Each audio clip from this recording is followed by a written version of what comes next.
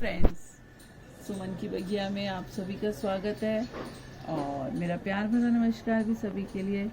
बहुत ही सुबह सुबह का समय है और चिड़ियाँ भी चहक रही हैं, तो मैंने सोचा क्यों ना आप लोगों से भी थोड़ी सी बातें कर लूँ।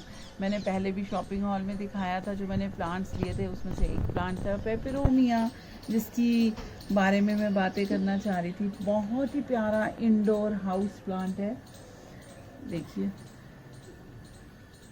और जो मेरे पास है, वैसे ये कई टाइप में इसकी वैरायटी काफ़ी होती है। मेरे पास जो ये वाला है पेपरोमिया, ये वेरीगेटेड वैरायटी में है और एक प्लेन में भी है। ये देखिए, दूसरा प्लेन में भी है। इस वाली वैरायटी को, ये दोनों सेम वैरायटी के, दोनों को ही पेपरोमिया ऑब्ट्यूसिफोलिया कहा जाता है। और इसकी लीव्स देखिए, बिल्कुल ऐसे लग रहा है कि मोटी मोटी सी थिक लीव्स है, ऐसे लग रहा है जैसे रबर प्लांट की हो, तो इसलिए इसको बेबी रबर प्लांट भी कहा जाता है। और इंडोर में भी रख सकते हैं हम इसको, और क्योंकि इसकी बहुत ही थिक लीव्स होती हैं।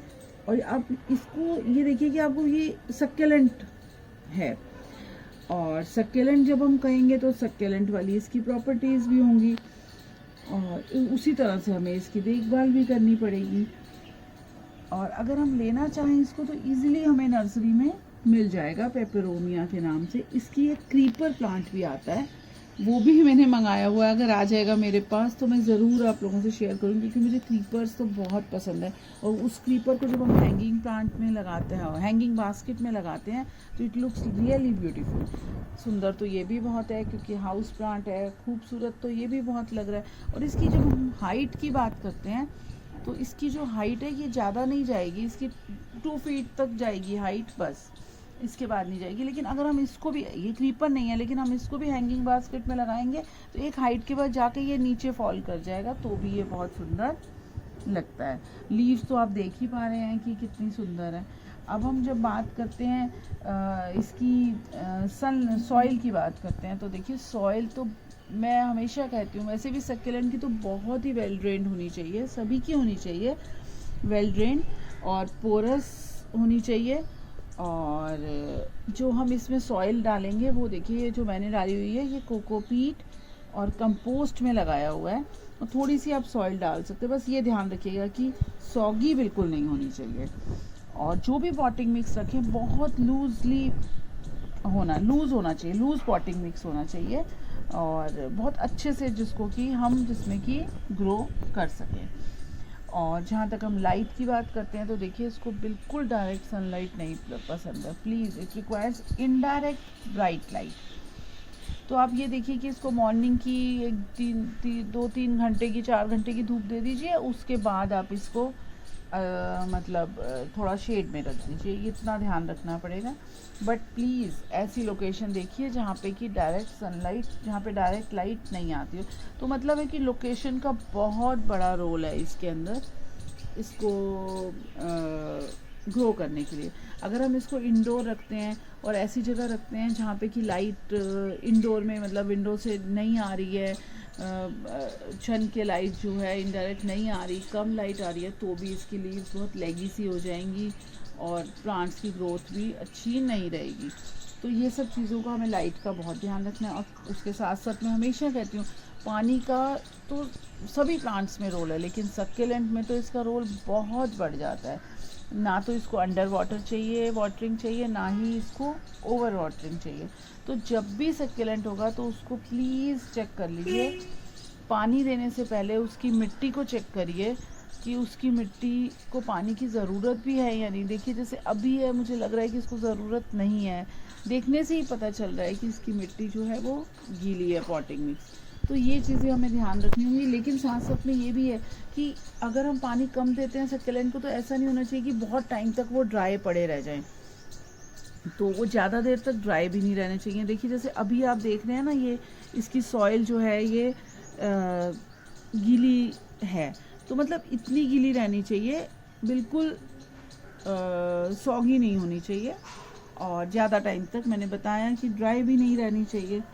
और जब हम इसकी प्रोपेगेशन की बात कर लेते हैं, इसकी प्रोपेगेशन बहुत इजी है। देखिए इसकी प्रोपेगेशन जो है वो स्टेम कटिंग से भी हो सकती है और लीफ से, स्टेम से भी होगी और लीफ से भी हो जाएगी। अगर हम एक लीफ से, जैसे हम सक्केलेंट्स ग्रो करते हैं, उससे भी ग्रो इजीली हो जाएगी। बस ध्यान ये देना है कि उसका जो पॉटिंग मिक्स होगा वो बहुत लूज होना चाहिए। जैसे ये पॉटिंग मिक्स है, इसी में ही हम स्टेम तोड़ें और लगा दें तो इजीली ये चल जाएगा।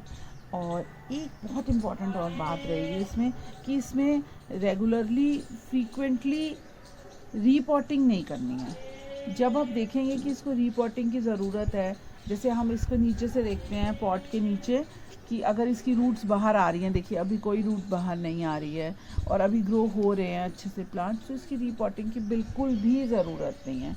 और जब हम फर्टिलाइज़र की बात करते हैं तो देखिए इसमें गोबर की खाद डाल दीजिए या NPK है डाल दीजिए। अगर घर में कंपोस्ट बना रहे हैं तो वो कंपोस्ट तो सबसे बढ़िया है, लेकिन कोशिश करिए कि जब आप रीपॉटिंग करते हैं उसी समय इसमें फर्टिलाइज़र डाल दीजिए अच्छी क्वांटिटी में, तो आपको बार बार फर्टिलाइज़र नहीं डालना पड़ेगा।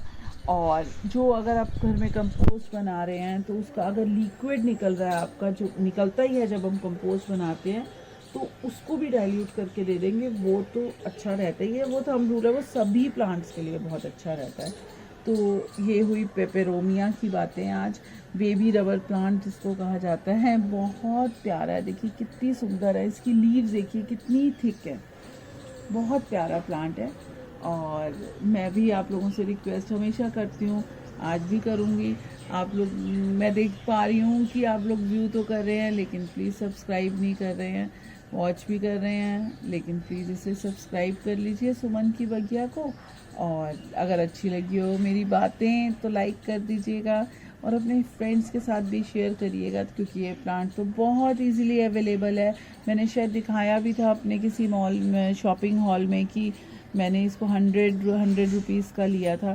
तो इजीली लोकल नर्सरी पे मिल जाएगा और बहुत सुंदर लगेगा। आप इंडोर भी रखेंगे बहुत सुंदर लगेगा।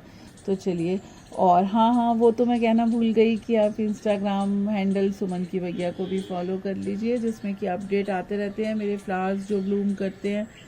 तो आज के लिए इतना ही, विदा लेती हूँ। फिर से मिलूँगी, फिर से बातें करूँगी एक नए प्लांट्स की।